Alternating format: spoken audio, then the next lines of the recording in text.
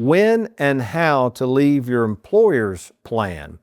As we record this show, what is this, October 21st or whatever it is, 2025, we've even had people not only retire, but we've had company closings, layoffs. There is a lot going on in the economy out there. So speak to this whole thing of, do you leave it there or do you take it out? And what are you supposed to do if that comes up? Yeah, a lot of recency bias, given the fact that the market's been doing well here the last 18 months or so. A lot of people see this 401k and these double-digit returns, and should I keep hanging on? Should I keep doing it? And when you attain these ages of 59 and a half and 62 and nearing 65, and everyone's wanting to maybe take some winnings off the table, it probably is a good idea to come and meet someone. So when you have all this risk associated with this 401k, it's probably a good time to come and talk to somebody. And Wes, sometimes, I turn them over to you. I know you're getting ready to say something. Speak to that. Well, I just say, sometimes you'll hear that from prospective clients and people, well, the 401k is doing good. A lot of times you'll hear that phrase, it's doing good. What they don't realize is that there's what's called risk-adjusted returns. You are taking risk to make that return. Although it's doing good right now, you're not comparing that to the risk you're taking in order to make those returns. It could equally turn around and do just as bad. So if you're comfortable with your financial position and you think you might have a shot at retirement, I would consult somebody to see if now's the time. And Trey, your next bullet point here is a good one. What is fatiguing about the 401k? We almost need Craig Davis in here who does all of our rollovers, but fees, forms, taxes, penalties. Just today I had talked to a gentleman who was referred to us. He works at a company. He's 53. He said, I really think I can retire now, but I don't understand this rule of 55. Do I have to wait to 55? And of course, I was explaining how we could avoid the 10% tax penalty. But yeah, let's just address all of the fine print and all the boxes you got to check, sometimes just to get that darn thing moved over somewhere. Yeah, the whole genesis of this theme was actually, I met with a couple, and they were the ones that kind of explained that they were just sick of making decisions. And I walked down the hall and I said, I've got an idea for a show. I said, decision fatigue. And this couple was just so over making decisions. What age range? Do you remember what? He was 62. Okay. He had an employer 401k. He was eligible for 2 pensions. There was paperwork for all 3 of them. He was trying to figure out if it made sense to go on Social Security. They had to figure out health insurance between 62 and 65. It just became all these different things. And the 401k was the big thing that he couldn't figure out what to do with, because we laid out a game plan. We explained that it would be rolled into IRAs, one annuity, one with Schwab.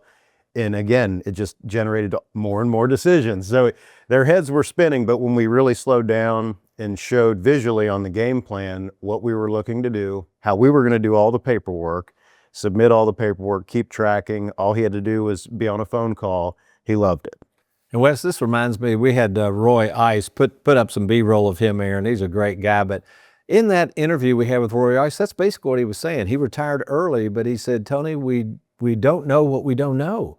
He's worked all of his life hard, saving money. He was a good saver, but all of a sudden I'm not trying to get tickled here, but we forget these people retiring, most of them have no clue with all these kind of issues they're going to face. Well, and you're not trained in the subject matter either. And why would you be? You spend all this time worrying about how Social Security gets elected or when to take IRA withdrawals, what RMDs are. Why would you go about accumulating all this knowledge? I think that's where we can come in, though.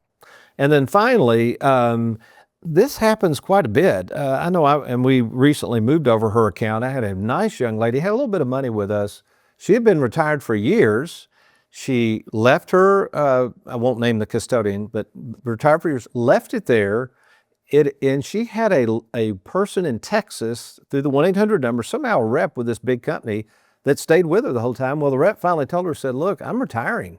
And she finally decided, and I'm looking at here, delaying rolling over, leaving money stagnant, unreviewed for years. And that's what happened. She tried to leave it with a big custodian. This rep, who somehow she got hooked up with, retired, and she said, I cannot get anybody to service that account. So speak to that and why some people, why they don't want to move it somewhere. Why do they just leave it at a 401k even though they've been retired for years possibly? Well, I think what you said there, all these decisions usually leads to inaction. If you just kind of avoid it and don't think about it, a lot of our savers say that. They come in and they said, I've been putting money into that for years and years. I haven't really looked at it. I don't even know what's in there. And when they begin the exercise of pulling statements together and coming to see us, it's kind of this aha moment that it's been out there and not really thought about. And As you approach retirement, that's not a time to do that any longer. So the idea of leaving it at your previous employer or leaving it just kind of stagnant in an IRA at the bank or something, if no one is helping you understand, if these RMDs start sneaking up on you and you have no plan of how to use and enjoy that money, you're going to be kind of lost. And let's speak to, I think some people have the impression that, okay, if we do move it over to you, Tony Walker Financial, we're going to get feed to death. And why would we even do that? What are the advantages of moving over a 401k that is just still sitting out there to someone like us who is an independent planning firm? I've heard a few misconceptions about fees, about taxes. Some people think that if I move this from my employer-sponsored plan over to you, well, I'm going to have to owe some taxes. That's just a transfer. It's a rollover. It's not a taxable event. So that's kind of the first thing to clear up. As far as fees go, you might look at a 401k statement and you can dissect the fees that they're charging on it. A lot of times our fees, are relatively higher, but not by much compared to what these 401k custodians are charging. And again, they're not giving you any planning advice along the way. You're just kind of holding the assets with them. So I think it'd be useful, to get a review from a retirement planning specialist. And if the fees are a little higher, a lot of times you just have to, decide if that fee is justified. And in our case, we think it is. Oh yeah, absolutely. Thanks for watching. We hope you enjoyed that video. If you'd like, check out these other clips. And be sure to hit that like button and that subscribe button for more videos.